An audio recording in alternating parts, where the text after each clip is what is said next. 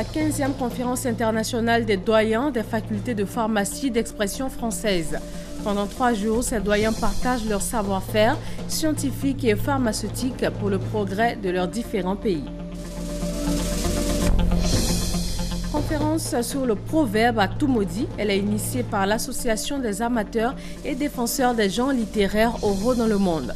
Thème retenu, le proverbe, une parole divine, une expression littéraire et culturelle, toujours utile à la Côte d'Ivoire et à l'Afrique.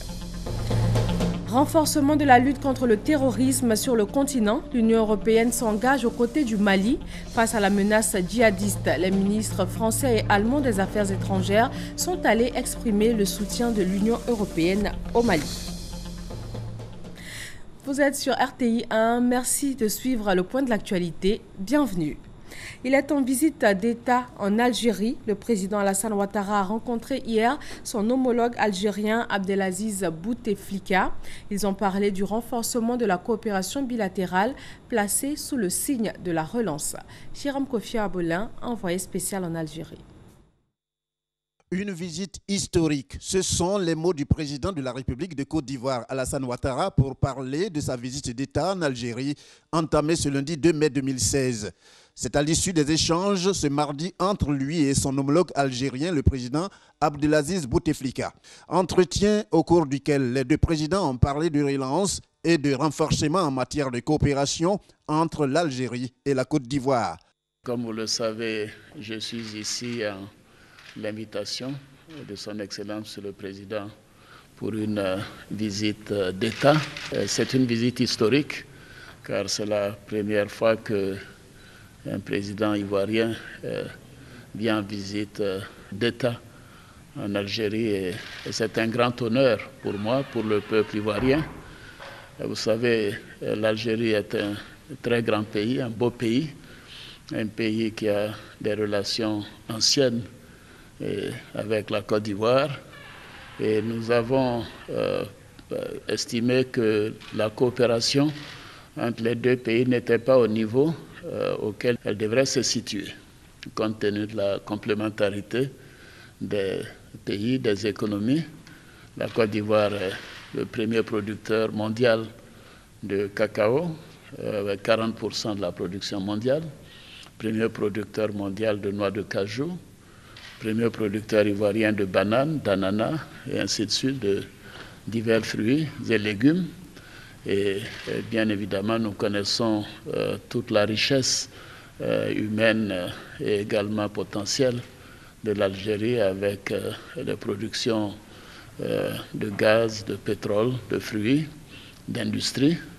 Et nous considérons qu'il y a donc une possibilité pour les deux pays de travailler à plus d'intégration. Que les entreprises algériennes puissent venir en Côte d'Ivoire pour nous aider à transformer nos matières premières et que nous soyons en mesure d'accroître le flux commercial avec l'Algérie. J'ai indiqué au président que nous avons la volonté de travailler à cela. Et nous avons eu des réunions importantes avec les autorités aussi bien du gouvernement que des institutions algériennes pour faire en sorte que nous puissions démarrer et dynamiser cette relation. Nous avons parlé bien évidemment des questions internationales, le rôle joué par l'Algérie au niveau continental, au niveau universel, surtout la lutte contre le terrorisme. J'ai remercié le président pour son implication personnelle pour la résolution de la crise malienne. Car au démarrage de cette crise, j'étais moi-même président en exercice de la CEDEAO. Et ceci nous a permis de ramener la paix au Mali par des élections démocratiques. Mais cela ne suffit pas. Il faut maintenant que la réconciliation nationale se renforce au Mali et que l'accord d'Alger puisse être mis en œuvre dans son intégralité. Toutes ces questions sont importantes pour la Côte d'Ivoire, qui est un pays voisin du Mali. Et nous avons également parlé de la lutte contre le terrorisme. Et j'ai remercié le président pour le message de condoléances qu'il nous a adressée avec l'attaque de la station balnéaire de Grand Bassam que nous avons subie le 13 mars dernier. Et nous savons que le peuple algérien est aux côtés du peuple ivoirien, comme nous avons été aux côtés du peuple algérien à l'occasion des attaques récentes. Pour le président de la République de Côte d'Ivoire, cette visite d'État est très importante en ce sens qu'elle va permettre aux deux pays de rattraper le temps perdu. Et le chef de l'État ivoirien de remercier son homologue algérien pour l'honneur qu'il lui a fait en l'invitant à effectuer cette visite d'État et l'accueil chaleureux dont il a été l'objet à cette occasion. Le président Alassane Ouattara a ensuite rencontré le président du Parlement algérien et également le Premier ministre de l'Algérie. Avec ces deux personnalités, un seul point à l'ordre du jour, le renforcement de la coopération entre la Côte d'Ivoire et l'Algérie. Deux personnalités algériennes reçues successivement par le président de la République de Côte d'Ivoire ce mardi au deuxième jour de sa visite d'État, entamée le lundi 1er mai 2016 en Algérie. C'est le président du Parlement algérien qui, le premier, a échangé avec le chef de l'État ivoirien. L'entrevue a essentiellement porté sur les relations entre les deux pays. Les relations fraternelles et très proches entre la Côte d'Ivoire et l'Algérie ne datent pas d'aujourd'hui. Mais on a parlé aussi du présent et de l'avenir, comment renforcer davantage la coopération entre l'Algérie et la Côte d'Ivoire, comment vous trouvez les tribunes où on peut se concerter et surtout lorsqu'il s'agit de la diversification économique. Tout comme le président du Parlement algérien, le Premier ministre d'Algérie a aussi échangé avec le président Alassane Ouattara. Également au menu de cette rencontre, l'excellence des relations bilatérales. Nous avons décidé avec M. le Président, entre le gouvernement algérien et le gouvernement de Côte d'Ivoire, de relancer les relations entre les deux pays, particulièrement dans le domaine économique. Par exemple, la commission mixte qui existe entre les deux pays ne s'est plus réunie depuis 1996. Il a été décidé aujourd'hui de la réunir avant la fin de cette année. Les deux personnalités algériennes reçues par le président de la République de Côte d'Ivoire se sont félicitées de cette visite d'État qu'il effectue dans leur pays à l'invitation du président algérien Abdelaziz Bouteflika. Pour ces personnalités, c'est l'occasion que les deux pays doivent saisir en vue d'une impulsion nouvelle quant à la coopération entre les peuples algériens et ivoiriens. À la suite donc de ces différentes rencontres, 3 accords ont été signés, l'accord portant coopération agricole, le mémorandum d'entente au niveau de l'enseignement technique et de la formation et enfin le mémorandum de consultation politique. Réalisation d'infrastructures de pointe, le Japon et la Côte d'Ivoire partagent leurs expertises dans le domaine. Des dirigeants du secteur public et privé se rencontrent ici à Abidjan afin de travailler sur cette coopération. Michel Digré. Des dirigeants de 20 compagnies japonaises et les acteurs du secteur public et privé ivoirien sur la même scène. L'objectif étant de partager leurs expertises afin de renforcer la coopération économique entre les deux pays. La Côte d'Ivoire a un vaste programme de développement d'infrastructures, tel qu'il a été notamment décrit dans le plan national de développement 2016-2020. Donc l'objectif, c'est de voir dans quelle mesure est-ce que nous pouvons faire des partenariats techniques avec les entreprises japonaises pour nous permettre de développer ces infrastructures-là de façon plus efficace et efficiente. J'apprécie l'opportunité qui est ainsi donnée à nos entreprises de se frotter à de puissants groupes internationaux de référence, chacun dans son domaine. La présence de rencontre se tient autour d'une conférence de haut niveau qui abordera les thématiques liées à la conception, au financement, à la réalisation et à la maintenance des infrastructures de pointe au Japon, en Côte d'Ivoire, mais aussi ailleurs dans le monde. Pour l'ambassadeur du Japon en Côte d'Ivoire, son pays est naturellement confronté à des conditions extrêmement défavorables en matière d'aménagement d'infrastructures. Mais grâce à des technologies emmagasinées au cours de plusieurs années, le Japon a su surmonter ces épreuves et le pays entend soutenir la Côte d'Ivoire dans la réalisation des infrastructures de pointe. Le gouvernement du Japon, quant à lui, entend poursuivre son soutien au développement des infrastructures de la Côte d'Ivoire. Cet engagement de mon pays s'est récemment matérialisé de manière concrète par la mise en œuvre d'importants projets majeurs d'infrastructure. De 2010 à 2015, les appuis financiers du Japon à la Côte d'Ivoire se chiffrent à environ 250 milliards de francs CFA. Au niveau commercial, le volume d'échange sur la même période est passé de 90 milliards de francs CFA à 132 milliards, soit une hausse de 49% en 5 ans. À l'Assemblée nationale, les députés ont adopté hier le projet de calendrier de la première session ordinaire. 15 projets de loi ont été programmés. Ils vont être examinés par les parlementaires ivoiriens de mai à juin 2016. Abou Sanogo. Fini les vacances parlementaires. Les députés retrouvent l'hémicycle pour la première session ordinaire de l'année 2016.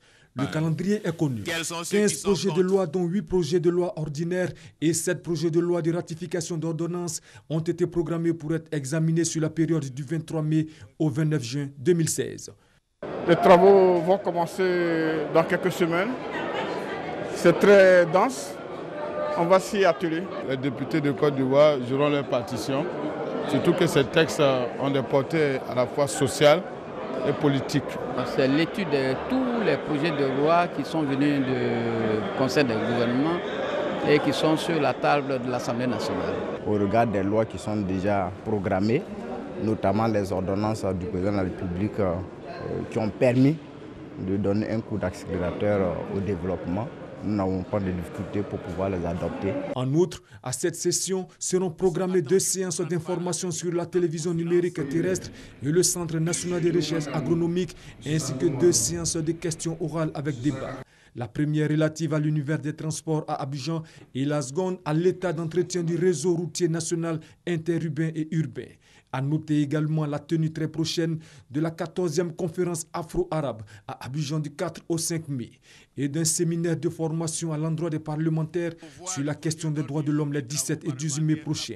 Le mois de juillet sera réservé à l'examen des autres tests qui seront transmis aux députés par le gouvernement. La 23e journée mondiale de la liberté de la presse a été célébrée hier mardi 3 mai. En Côte d'Ivoire, les journalistes ont fait une marche sur 3 km entre la Maison de la Presse et la RTI. Le but, défendre l'indépendance des médias. Paris se reconnaît. Accès à l'information et aux libertés fondamentales, c'est votre droit. C'est le thème retenu cette année pour la commémoration de la Journée mondiale de la liberté de la presse célébrée tous les 3 mai. Objectif, évaluer les principes fondamentaux de la liberté de la presse, mais aussi défendre l'indépendance des médias. C'est la Cour de la radiodiffusion-télévision ivoirienne RTI qui a servi de cadre pour la célébration de cette journée initiée par l'Union nationale des journalistes de Côte d'Ivoire, UNJCI. En 2012, la Côte d'Ivoire était, je crois, 118e au classement mondial de Reporters sans frontières pour la liberté de la presse. L'année dernière, cette année, nous avons stagné au 86e rang. Je pense que c'est acceptable. Présente, la ministre de la Communication a félicité et encouragé l'ensemble des journalistes et professionnels des médias pour le travail abattu. Afoussata Bambalamine les a exhortés à plus de professionnalisme dans le traitement de l'information. C'est vous qui pouvez nous faire aimer votre métier. Et vous pouvez nous le faire aimer par votre professionnalisme, votre sens des responsabilités, vos critiques objectives, vos critiques constructives. Et en cela, je voudrais vous saluer aussi. Vous saluer chaleureusement pour avoir décidé librement, au cours de la campagne présidentielle de 2015, de vous doter d'une charte de bonne conduite. Vous l'avez fait et vous avez respecté cette charte. Avant la cérémonie officielle, une marche a été organisée en vue de rendre hommage à la presse ivoirienne. Marche qui a vu la participation des journalistes, des responsables et professionnels des médias, des photographes, des syndicats et agents du ministère de la Communication. «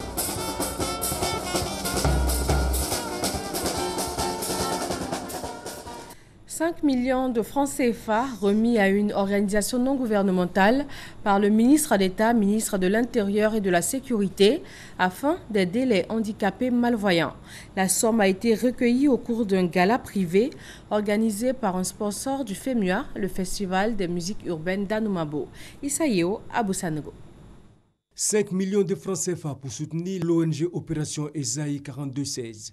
Un geste social du ministre d'État, ministre de l'Intérieur et de la Sécurité Ahmed Bakayoko à travers la fondation Mayama et qui fait suite à la vente aux enchères d'un tableau réalisé par cette ONG lors du gala de bienfaisance de la 9e édition du FEMUA, le Festival de musique urbaine d'Anoumabo.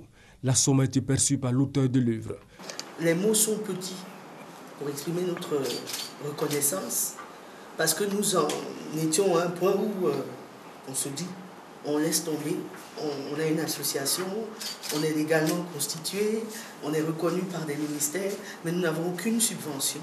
Pour le ministre d'État Ahmed Bakayoko, ce geste vise à soutenir un groupe artistique qui a du talent.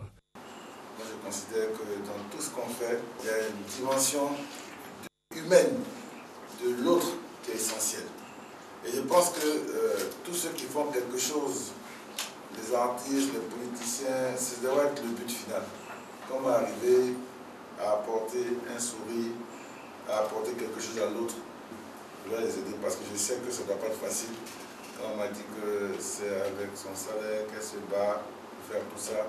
La présidente de l'ONG Opération Isaïe 4216 a traduit sa reconnaissance aux donateurs. Elle a ajouté que la somme perçue permettra à sa structure d'être davantage fonctionnelle et d'œuvrer au bien-être de personnes malvoyantes.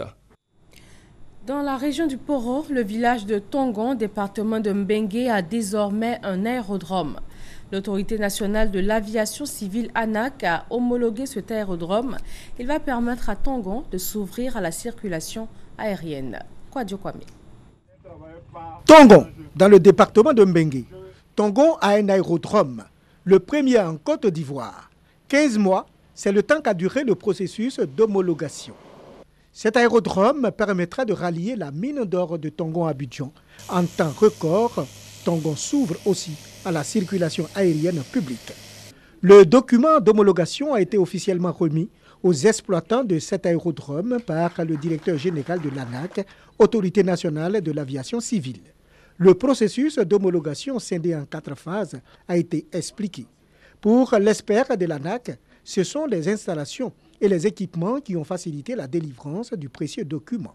Le directeur général de l'ANAC, tout en saluant l'engagement des responsables de la mine d'or de Tongon, les a remerciés pour avoir servi d'expérience à ce processus de certification, la première du genre en Côte d'Ivoire. Sinali Silué a relevé que ces services ont été très pointilleux sur les aspects techniques, les questions de sécurité aéroportuaire et les conditions météorologiques permettant les vols à vue. L'aérodrome de Tongon, c'est une piste d'atterrissage d'une longueur de 1500 mètres sur 30 mètres de largeur. 15e conférence internationale des doyens des facultés de pharmacie d'expression française. Pendant 3 jours, ces doyens partagent leur savoir-faire dans le domaine scientifique et pharmaceutique pour en faire profiter leurs différents pays. Marie-Laure Magniessé, Gabriel Zani. Construire une communauté pharmaceutique francophone de qualité, c'est l'objectif de la conférence internationale des doyens des facultés de pharmacie d'expression française, CID-Pharmef. Cette conférence est à sa 15e édition à Abidjan, à l'unité de formation et de recherche des sciences pharmaceutiques et biologiques de l'université Félix Houphouët-Boigny. Nous venons discuter des enjeux qui sont reliés à l'enseignement, à la recherche en pharmacie.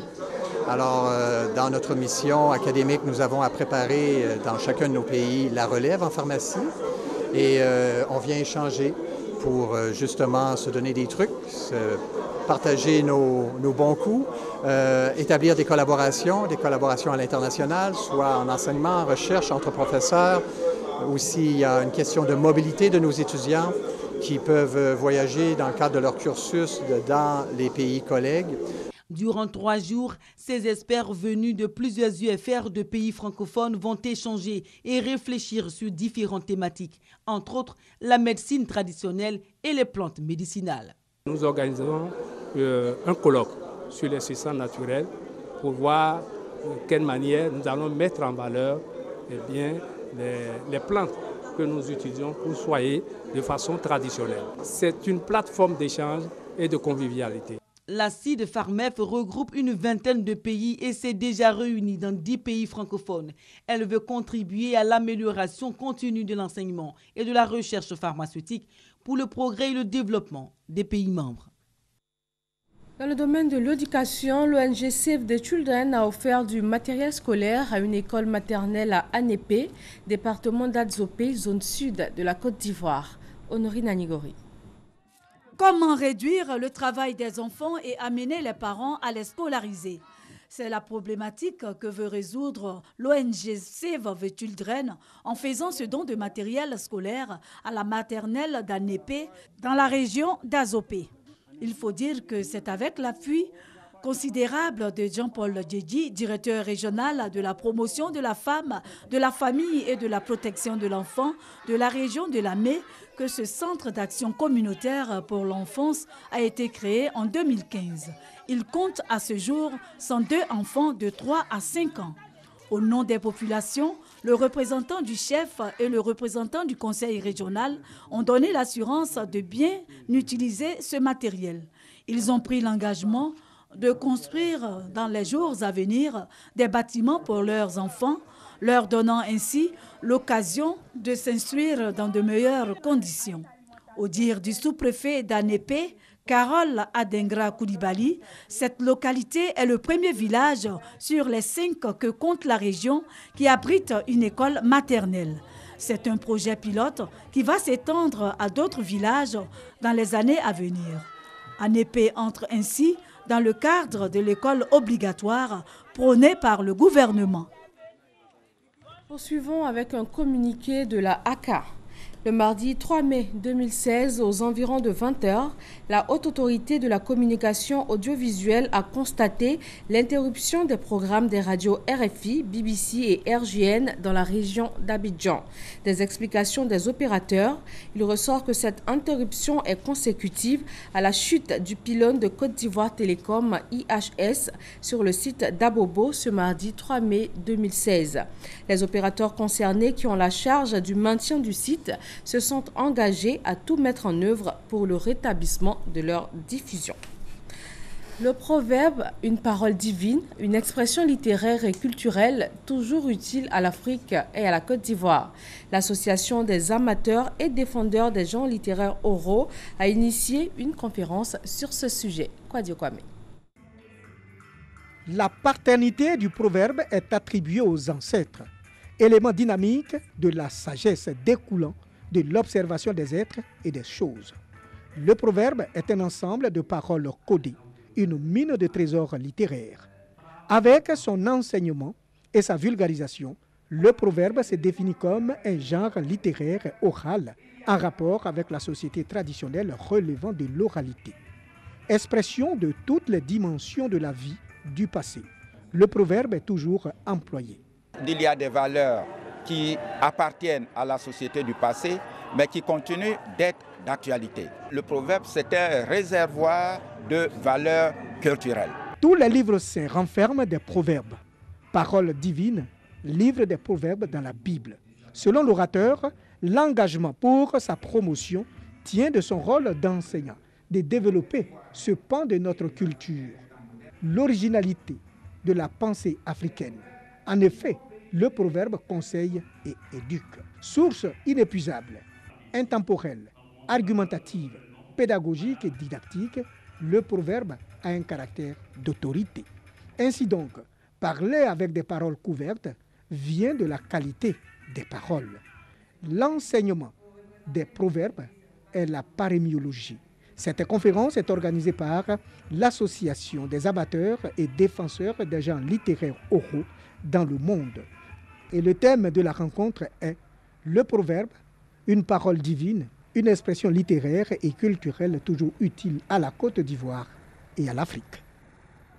Gabiadji, ville de l'ouest de la Côte d'Ivoire, dans le département de San Pedro. Les populations ont été sensibilisées à l'usage des latrines.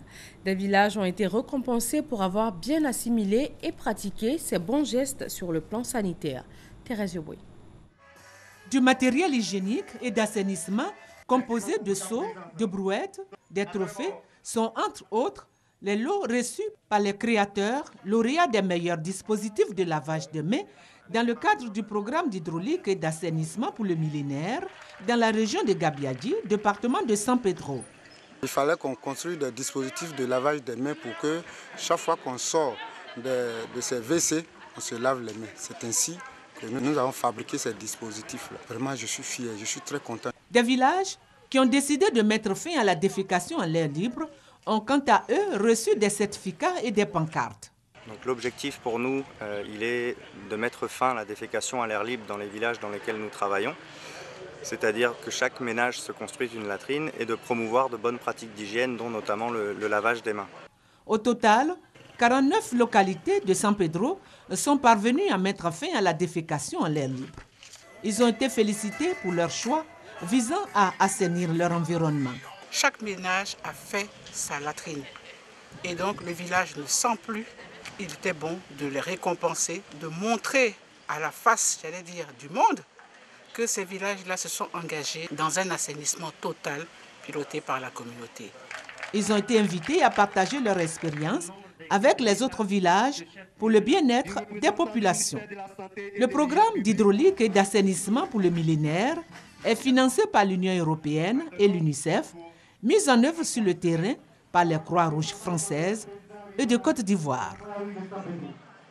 En Éthiopie, la sécheresse a fait de nombreux dégâts. Aussi bien les hommes que leur pâturage payent au prix de leur vie les conséquences du changement climatique. Les premières pluies tombées sont loin de faire reculer la famine. Reportage. Ces carcasses qui s'entassent témoignent de l'ampleur de la sécheresse, du jamais vu depuis plus de 30 ans en Éthiopie. L'ensemble de cette province de Siti, en région Somalie, est en situation d'urgence alimentaire. Ces nomades ont tout perdu. Mohamed Aden possédait 300 têtes de bétail. Il ne lui en reste qu'une dizaine. Au début, nous avions du bétail que l'on pouvait vendre sur le marché pour acheter de la nourriture. Mais la sécheresse a tué toutes les bêtes. Nous n'en avons presque plus. Maintenant, la situation est très difficile. Sans aide, nous n'aurions que la peau des animaux à manger.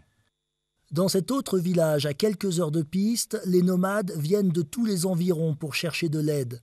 L'ONU et le gouvernement éthiopien donnent de l'eau et des sacs de blé au gré de distributions parfois irrégulières. On mange des galettes qu'on fait avec les rations de blé et un peu de thé, c'est tout.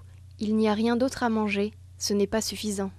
Conséquence, la malnutrition est en forte hausse. Les enfants sont les plus touchés. L'organisation Save the Children a recensé 136 cas de malnutrition sévère le mois dernier dans ce district. Avec cette clinique mobile, les humanitaires tentent de repérer et de traiter les enfants les plus mal nourris. Depuis le début de la sécheresse, nous voyons beaucoup plus de cas de malnutrition. Nous leur donnons chaque semaine des suppléments nutritionnels. Certains enfants retrouvent un poids normal, mais d'autres doivent être envoyés dans un programme de stabilisation. Ces derniers jours, la pluie commence à revenir, de quoi étancher la soif, mais il faudra de longs mois pour que les premières récoltes de septembre ne viennent combler la faim. Visite au Mali des ministres des Affaires étrangères français et allemands. Une visite conjointe qui symbolise l'engagement français et allemand, mais aussi de l'Union européenne dans la lutte contre le terrorisme. L'Europe, la France et l'Allemagne soutiennent le processus de paix au Mali. Un des messages forts du duo franco-allemand Errol Steinmeier au gouvernement malien. En visite conjointe au Mali le lundi dernier, les chefs des diplomaties françaises et allemandes ont traduit l'engagement de l'Union européenne pour la stabilité et la paix dans le pays. Un engagement apprécié des autorités maliennes. Vous savez que l'engagement de la France et de l'Allemagne aux côtés du Mali pendant la récente crise a contribué significativement à améliorer la paix et la stabilité dans notre pays. Je voudrais aussi rappeler que les deux pays ont de tout temps, de façon constante, réaffirmé toujours leur attachement à l'unité, à l'intégrité territoriale et à la stabilité du Mali. Ce déplacement conjoint de Jean-Marc Ayrault et Frank-Walter Steinmeier entre dans le cadre de la lutte contre le terrorisme et de la question sur la crise migratoire, visé surtout en rapport avec l'accord de paix signé il y a de cela 1 an à Bamako. Un accord qui vise à instaurer une paix durable dans le Nord Mali et à mettre fin au terrorisme. Accord qui est aujourd'hui une réalité, où des progrès importants et tangibles sont là dans le cadre de la mise en œuvre, où la seule et principale entrave par rapport à l'application de cet accord demeure aujourd'hui les activités des groupes terroristes, des narcotrafiquants et de toutes les bandes criminelles qui sont alliées à ces groupes. Les ministres européens ont insisté sur la mise en place rapide des patrouilles mixtes prévues dans l'accord de paix, mais aussi sur le déploiement des autorités intérimaires dans le nord du pays. Ce sont aujourd'hui 15 pays qui sont engagés et 1000 militaires et civils qui sont présents sur le territoire malien, en plus de la force Barkhane, pour une lutte contre le terrorisme. Une note triste dans ce 13h, la dépouille de Lago Ibo-Justin, plus connu sous le nom de Dikael Liadé, arrive à Abidjan demain jeudi. L'artiste ivoirien a perdu sa vie en France le 17 avril 2016, heure d'arrivée 18h15 par vol régulier d'Air France. Au Nigeria, le vice-président accuse le précédent gouvernement d'avoir détourné 15 milliards de dollars, environ 9 000 milliards de francs CFA de fonds publics. Cette somme aurait servi à des contrats d'armement frauduleux. La lutte acharnée contre la corruption fait partie des promesses de campagne du président Buhari, élu il y a presque un an. Depuis, de nombreux membres de l'ancienne administration ont été arrêtés et sont dans l'attente d'être jugés. Les manifestations continuent contre la loi de travail en France. La ministre Myriam El Khomri a présenté son texte hier devant l'Assemblée nationale.